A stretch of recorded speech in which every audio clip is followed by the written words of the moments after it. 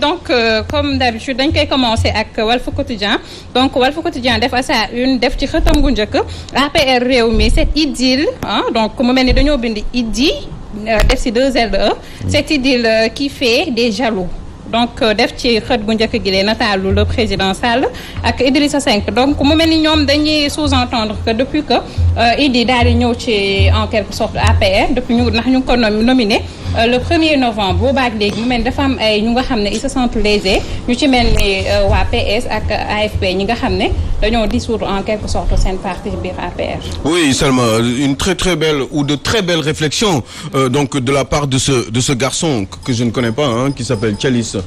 Senghor qui est très bon je le suis dans ce qu'il écrit et fini réflexion yi mu def ni am na solo torop parce que mi ngi expliquer problème yi nar a am en fait mi ngi prévenir sur les difficultés yi nga xam ne dafa nar a am par rapport à cette coalition Benno Bokk Yaakaar li koy waral moom mooy l'arrivée de Idrissa Seck qui était un membre de Benno Bokk Yaakaar au départ mais après qui est parti et au bout de 7 ans depuis le 1er novembre 2020 eh ben il est arrivé aux côtés du président Macky Sall après l'avoir critiqué donc à tous les niveaux amul lu mu ko yàqul mais finalement après il est revenu au bout de 7 ans ba pare sax léegi nee nañu Macky Sall est un homme extrêmement engagé Macky Sall est un homme extrêmement bon Macky Sall est un travailleur Macky Sall a de l'avenir Macky Sall doit poursuivre son plan Sénégal émergent léegi loolu la ñuy wax ñoom di créer seen mburoog soow waaw di créer seen mburoog soow boo xam ne poñse bi dégg naa sax yokk nañ ci yeneen ni façon yi meew yu saf yooyu donc c'est d'une évidence que ni dina créer benn espèce de jalousie au sein de la coalition Benno Bokk Yaakaar mais ku ne coalition Benno Bokk Yaakaar yaa ngi xalaat ñaari principalement 2 grands partis politiques que sont ou qui sont donc l'AFP du président Moustapha Niasse, président de l'Assemblée nationale, et puis le Parti socialiste qui est dirigé par sa secrétaire générale Aminata Mbengue Ndiaye qui est actuellement donc patronne au Conseil des collectivités territoriales donc HCCT. Donc ça fait que ñoom ils ont l'impression d'être isolés un tout petit peu au profit justement de ce nouveau arrivé ou de ce nouvel arrivé qui s'appelle Idrissa Seck et que justement qui va de mieux en mieux en bon rapport avec donc le président Macky Sall. Le problème bi moom mooy est-ce que Macky Sall coalition arc-en-ciel boobu mu def wala coalition mburu ak soow ak ñeneen ñi nga xam ne indi nañu seeni meew ak ci façon bu nekk ak yu demee noonu est-ce que loolu du tax soow bi kii poñse bi xaw a kii mooy bu defee furit noonu ba xaw a mel luy waaj a yàqu day commencer di forox parce que finalement bu foroxee en même temps day créer benn implosion au sein justement de cette coalition Benno Bokk Yaakaar te dina compliquer loolu problème moom mooy question bi surtout mooy est-ce que président Macky Sall dina mën a gérer loolu yëpp di gérer waa Parti socialiste di gérer waa AFP dina xaw a compliquer trop parce que booy seet à la tête de ces 2 justement partis à la base donc coalisés avec donc l'APR donc formé Benno Bokk Yaakaar muy AFP ak Parti socialiste boo jëlee pour le cas de l'AFP avec le président Moussa Niasse c'est vrai que c'est un monsieur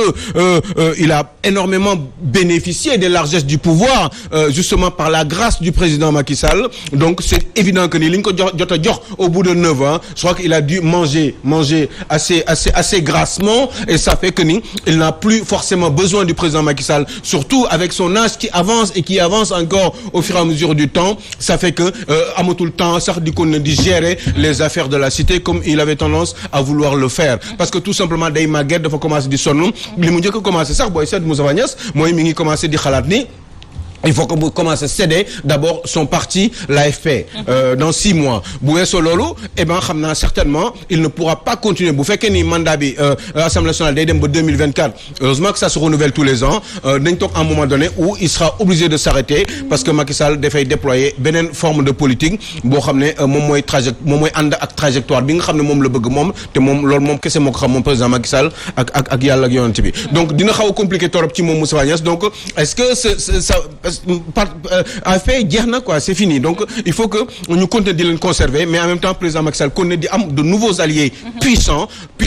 en âge puissants en termes d'électorat pour que moom mën a continuer sa politique boo xam ne kenn xamul lan la parce que kenn xamul ndax day continuer troisième mandat wala kenn xamul c'est juste pour les trois prochaines années pour gën a continuer à préserver sa politique et puis aspirer peut-être au développement bi nga xam ne moom la xalaat pour le cas du Parti socialiste, ça pourrait être très compliqué aussi pour Aminata Mbengue Ndiaye qui a remplacé un ancien ténor qui s'appelle Tanor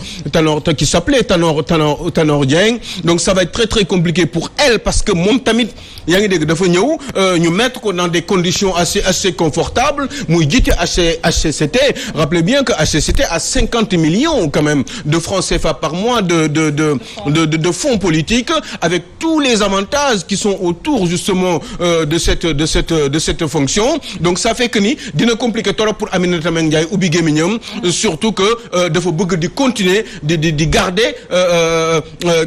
fidélité ak loyauté bi nga xam ne Tanor moom la amoon ak le président Macky Sall. Donc elle va continuer à vouloir le faire tout en gardant justement ces avantages yi nga xam ne moom la am parce que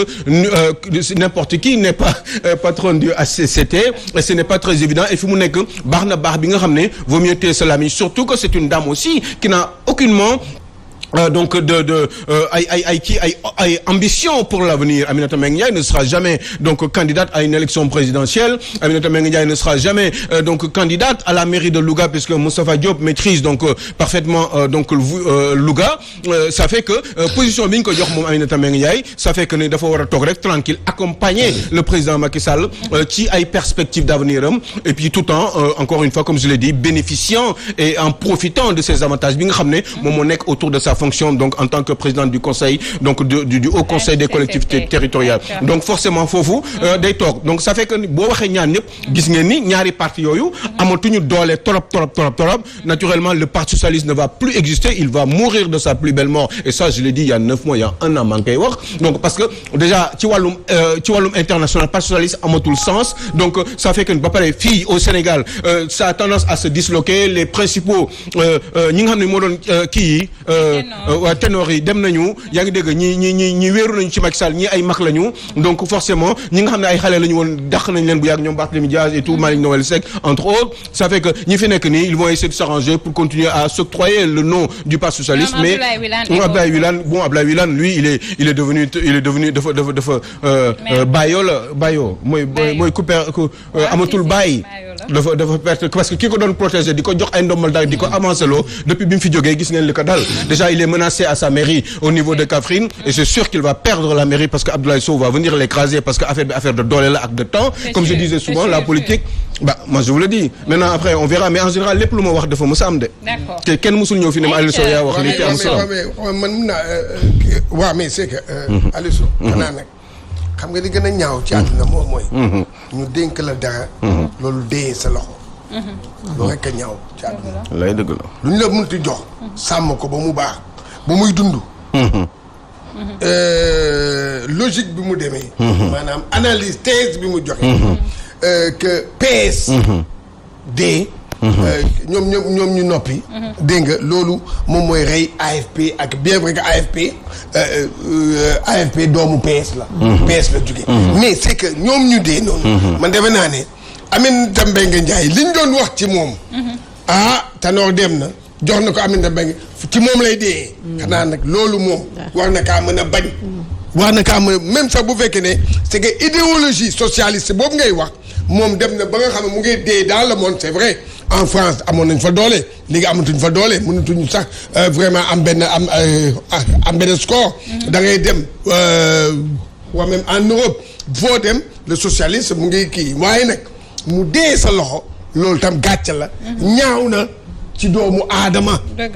parce que mënu ko en réalité la réponse très rapidement c'est que Aminata Mbengue Ndiaye dafa ko mënul. dafa mënul gérer Parti socialiste. en fait gestion bi li tax ñu jox ko c'est pour que mu continuer comme ni ma leen ko waxee di assumer la loyauté et la fidélité bi nga xam ne moom la Tanor amoon loolu moo tax Tanor choisir ko pourquoi Tanor n'a pas choisi les autres. Tanor a prévu ça avant muy génn àdduna daa xool ki nga xam ne moo ko gën a déggal ki nga xam ne yaakaar am na yaakaar ci moom pour que mu continuer di assumer surtout cette fidélité et cette loyauté aux côtés du président Macky Sall moom loolu rek mooy liggéeyam après le reste ils vont se disloquer ils vont se séparer et puis ku nekk dem feneen xale yi commencé tasaat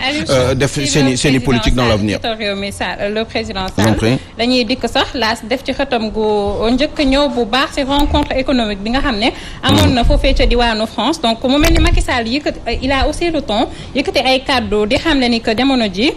il faut qu'on arrête de toujours considérer l'Afrique comme un bébé donc mu mel ni moom ne xamle na ni que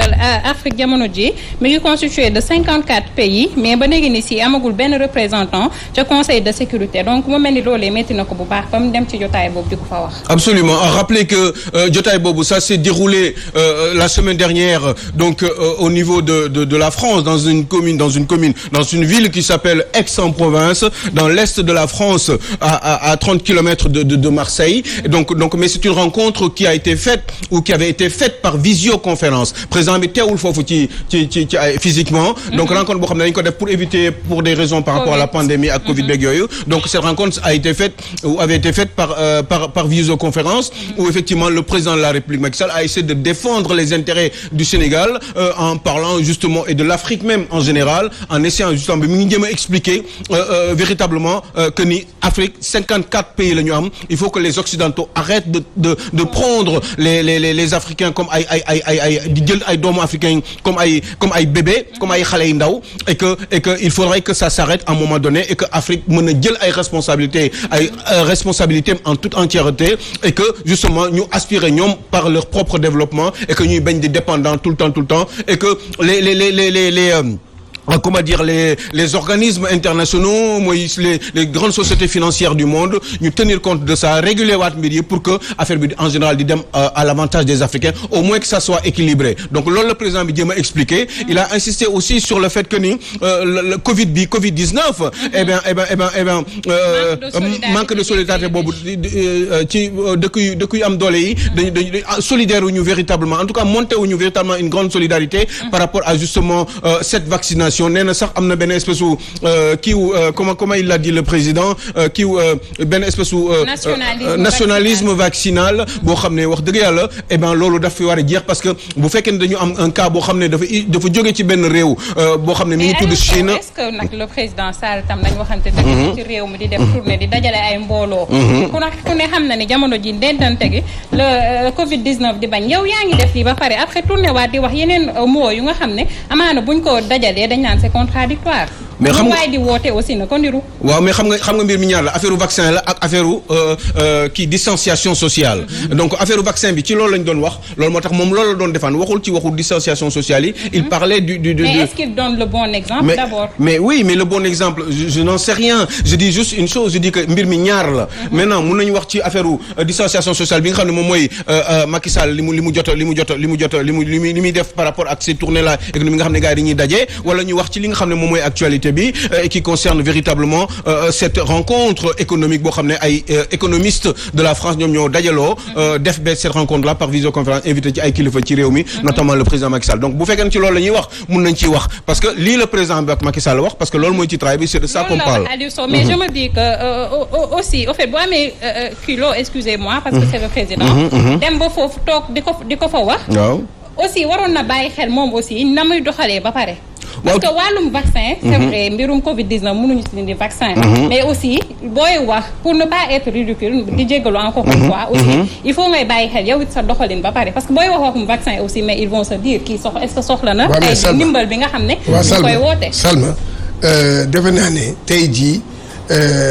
maanaam affaire kii problème distanciation yi gars yi dañ ko bëgg maanaam éviter parce que day bloquer l'économie xam nga léegi ñu ngi dem tendance bi ñuy dem ci foofu lay waxee tendance bi ñuy dem mooy ñëpp vacciné wu ñu am assez de vaccin pour ñu mën a dem joobi suñu joob dem di nekk di bokk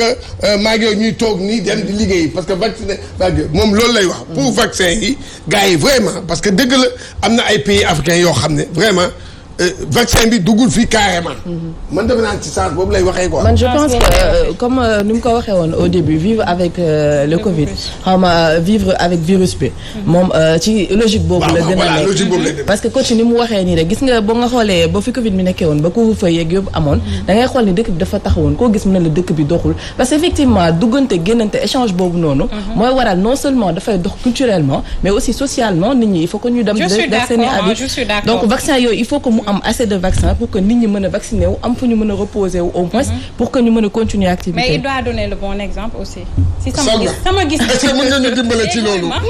ah déet non mais sama gis-gis la. non sama gis-gis la parce que le président Sall c'est le premier. non c'est yaa ngi dem ci beneen terrain boo xam ne moom duggul ci terrain boobu. waaw duggul ci terrain boobu mais man dama ne. balaa ngay wax leneen. man maa wax man maa ne man Sall madame Niang maa ne. balaa ngay joxe. le bon ay conseil wala ngay jox ay recommandations. donne le bon exemple d'abord. moom la moom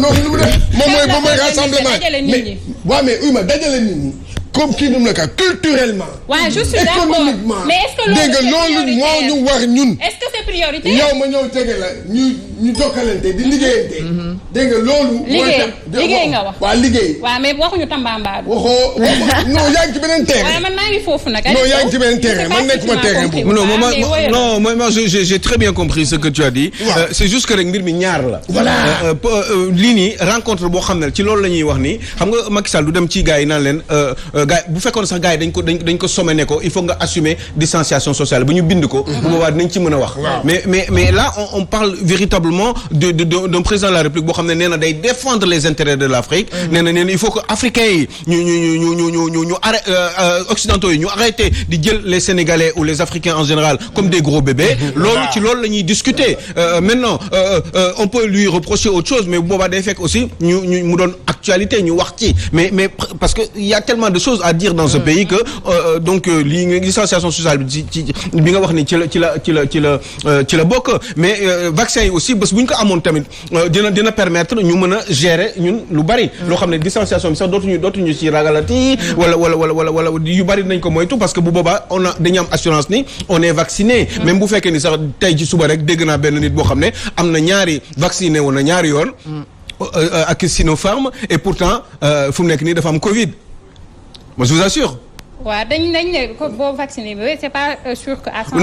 non man dama lay wax ni man nit koo xam ne man dafa am Covid fi ñu toll nii dañ ko mettre en quarantaine ak jabaram doom yi moom gisu leen te pourtant vacciné wu na pour une deuxième fois mais est-ce que kooku tamit ci diggante boobu